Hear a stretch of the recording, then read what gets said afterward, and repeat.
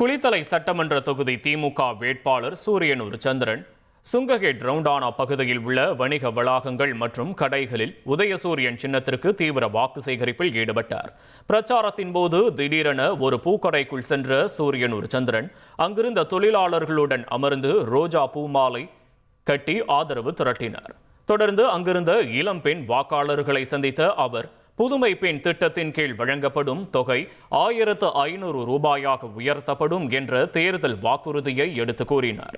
வேட்பாளரின் யதார்த்தமான அணுகுமுறையை கண்டு உற்சாகமடைந்த இளம்பெண்கள் தங்களது பெற்றோருடன் நின்று அவருடன் ஆர்வமாக செல்ஃபி எடுத்துக் கொண்டனர்.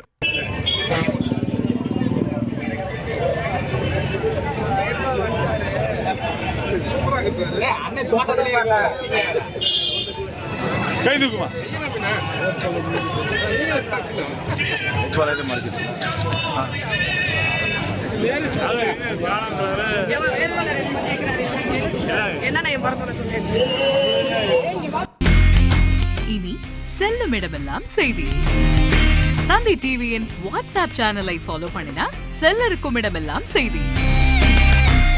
இதோ QR கோட் இப்பவே ஸ்கேன் பண்ணுங்க, ஃபாலோ பண்ணுங்க.